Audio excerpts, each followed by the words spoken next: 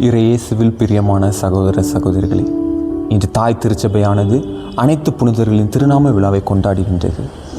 அனைத்து புனிதர்களின் திருநாம விழா என்பது கத்தோலிக்க திருச்சபையில் கடவுளின் சித்தத்தின்படி வாழ்ந்தவர்கள். நமக்கு அறியப்பட்ட புனிதர்களின் பெயர்கள் திருச்சபையில் பதிவாகி உள்ளன. ஆனால் அறியப்படாத பலரும் புனிதர்கள் போல் இந்த உலகத்தில் வாழ்ந்து நிலை பெற்றிருப்பார்கள். அவர்களையும் நினைவு கூறும் நாள்தான் இந்த அனைத்து புனிதர்களின் திருநாம விழா.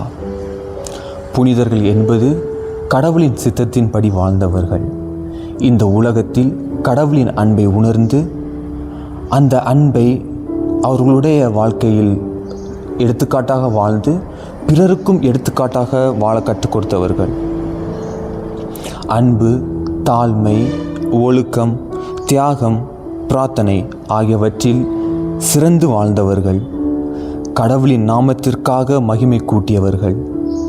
அதாவது புனிதர் என்று சொல்லப்படுபவர்கள் மிகப்பெரிய அதிசயங்களை செய்தவர்கள் அல்ல, ஆனால் சிறிய காரியங்களையும் கடவுளுடைய மாட்சிக்காக செய்தார்கள்.